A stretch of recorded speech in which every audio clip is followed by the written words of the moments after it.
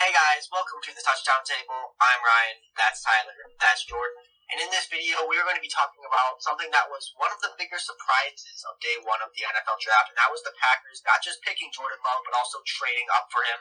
Let's break it down. It was a relatively not surprising draft day of night one of the draft.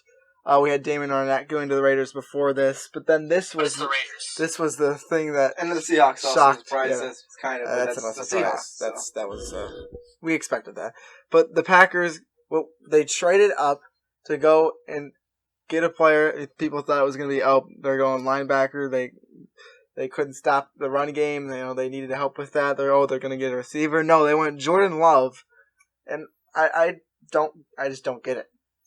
Well, you said that's what a lot of people are saying.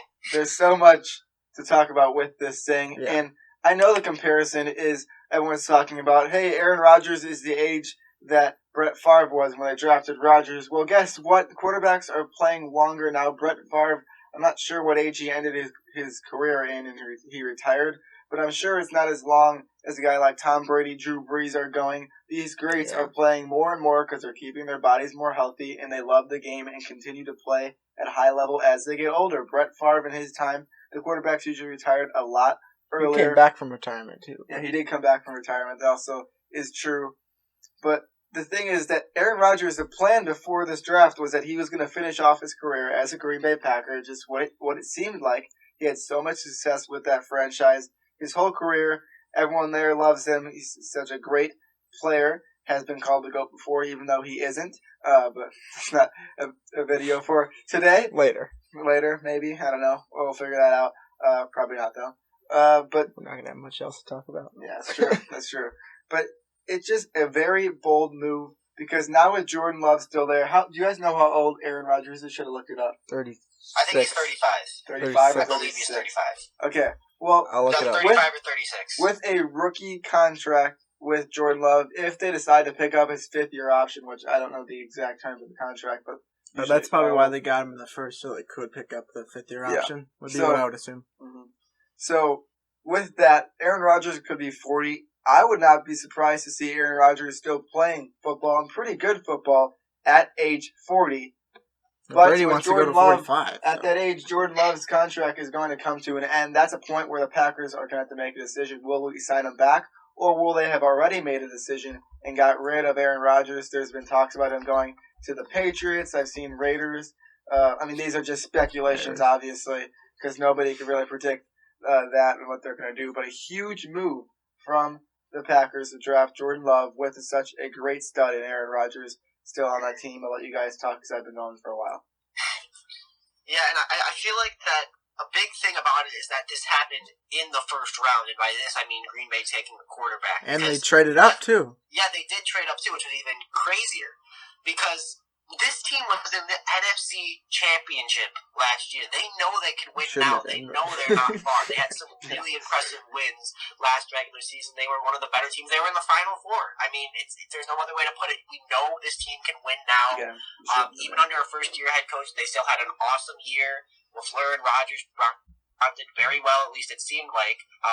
And they were, as I said, they were in the NFC Championship, so you think that this pick would be a receiver or a different skill player to help them win now, to take that leap and get to the Super Bowl next year, but it almost seemed like it was more of a kind of for the future type of pick. And I think that the fact that it happened in the first round really sends a statement, because the first round pick, that's someone that you think, okay, this guy's going to have a big impact and we want him. We think that he's going to change our franchise, be a game changer, be someone that everyone's going to buy their jerseys, potential Hall of Famer. But if you get someone, maybe if it was the second or third round, we wouldn't be talking about this nearly as much, because those guys are more of developmental guys. You say maybe they have a first round ceiling, but they're not there yet. So I really think, it's just tough to interpret, because it could just be like a situation where they say, hey, no, we just like this guy. Aaron Rodgers is still the guy for years to come. But we just like this guy. We want to have him in the room and potentially, use him when his time arrives. Or it could be, hey, Aaron, the clock's ticking. So it's really just hard for us, as far as for us being on the outside of it all, to interpret. Yeah, to negate you a little bit there, you were talking about how the Packers, you said they're one player away. They most definitely could be, but it seemed like the narrative for them throughout the season was, oh, they're 13-3, but they don't deserve to be so. But I think where you're right, some good calls in their favor. yeah, there was some close games and calls in their favor. But where you're right is, if you have Aaron Rodgers on your team, they have a chance to do anything.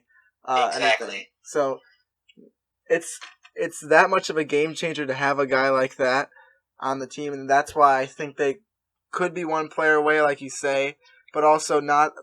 I didn't think they were a 13, or they didn't deserve to be a 13-3 team last year. That being said, I want to hit on another point now. Everyone's saying, "Oh, well, this is like the Brett Favre and Aaron Rodgers." Yeah, I know, but I'm just gonna add on to it. Jordan was saying that before. This is it's fine. They're just gonna do it again, and it's gonna work. Well, even if it does, Jordan Love 4 years down the line, or whatever it is, if he gets in and starts and he plays well, people are gonna say, I guess it was good. But the problem is that might not even be good. This team has a chance to go and win a Super Bowl with one of the best quarterbacks of all time on their team, and he hasn't had a skill player drafted in the first round in forever. They had a chance to do that here, or maybe go defense to a first round draft pick, and it was a tight end. Forgot who it was. Yeah, it's Mercedes Lewis, I think. I just don't understand it. So people could say, "Oh well, Jordan Love ended up being good, and that's good for them." But if they're not winning a championship in these next 4 years, but they get close, people are always going to say, "Oh, but what if we drafted whoever is left in the first round, whether it's T. Higgins or whoever they want to go with?" But we're just never going to know. And then another point of the boldness from the Packers, kind of going in a different direction, but it's obviously the same topic what we've been talking about today with this Jordan Love thing, is that it's understandable with Aaron Rodgers. Tyler looked it up. He is indeed 36 years old, so he's getting up there in age. But drafting a guy right now, that is a bold move. That's basically them saying, we don't think we're going to see a talent like this in the next few years in our draft class. We got to get this guy now. He's going to be our quarterback in the future. The rest of the drafts don't matter for quarterbacks. Right. We're going to get him and put in all of our chips. Couldn't they have waited 2 years though? And there's got to be someone like that, right? Yeah. And especially with how far some other quarterbacks fell in the draft, they could have gotten a developmental guy round 2, or even as far as low round 4 and 5, when some quality guys were still on the board. Yeah. So it's just a very bold move by the Packers to say, you know what, we're going to get this guy now. We'll ride bench for a little bit, obviously, because Aaron Rodgers is still on the team, and he's going to come out with some fire next year for sure. Is that going to help or make him worse? I don't know. We'll figure it out, I guess. I think it'll help him. That's an interesting question. He's a guy who's performed under a lot of pressure in his career, and now he's got a bit more of incentive to play better and better. So I think it would help him out. But I also want to switch gears here for a second. We've been talking junk about this pick for what is this video, 8 minutes already, maybe less than that. I don't know. But there's also some reason why it would be okay. We should discuss that at least a little bit, because the pairing of Jordan Love and Aaron Rodgers does make sense together. They both do have very strong arms, and I think that Aaron Rodgers could definitely help Jordan Love improve in the future. Now you can say that for any quarterback who's learning under such a great in Aaron Rodgers, so it makes sense that they might want to bring somebody in to learn under Aaron Rodgers and try to groom them to be the quarterback of the future. But going back to the point that I said before, why now? You could have waited, and as Tyler said, I love the point that he made too, and Ryan really connect both of them. Ryan said that they're one player away. Tyler was talking about how to pick a guy right now you can go win a Super Bowl today. A lot of teams are in win now mode. You saw the Texans doing it last year, with trading all their picks away, trying to get into the win now mode. I had to bring that up for Ryan. The Packers seem to be going the opposite way. They were so close, in my opinion, should not have made it to the NFC Championship, but we're there, and they were close, and they had a decent team. So now it just kind of has taken one step back, and they're really putting up a prayer for the future of that franchise and Jordan Love. Yeah. And go ahead. Well, the Packers, there's still hope for them. And Jordan, you're kind of right about saying Jordan Love could end out to be a good quarterback. But going back to my point earlier, is it going to be too late? I'm not sure. We'll find that out years down the road. But right now, the Packers have a good team. They have a good foundation on defense with the Smith brothers. And then you go to the offensive side, they still have Devontae Adams and Aaron Rodgers being their quarterback. And Aaron Jones being their running back when they drafted somebody else. Yeah, Aaron Jones being there, and then they got A.J. Dillon from Boston College in the second round. And while we're at this point, it's okay that maybe they didn't want to go receiver in the first round. Patrick Queen was still on the board. If they were decided to go that, but you have to get a receiver, even if it's not in the second round. Get it at one eventually. Yeah. They drafted Ozai DeGuara, right? The tight end from Cincinnati. Yeah. I mean, their offense really isn't based around tight end play. I just don't see around Devontae Adams at this point. Let's just be real. He needs some help up there in Green Bay. Devontae Adams and Aaron Jones when he's good in the pass game, some games, and obviously he's a great runner too. I do like Aaron Jones. May not like the Packers very much, but I do like Aaron Jones. There you go.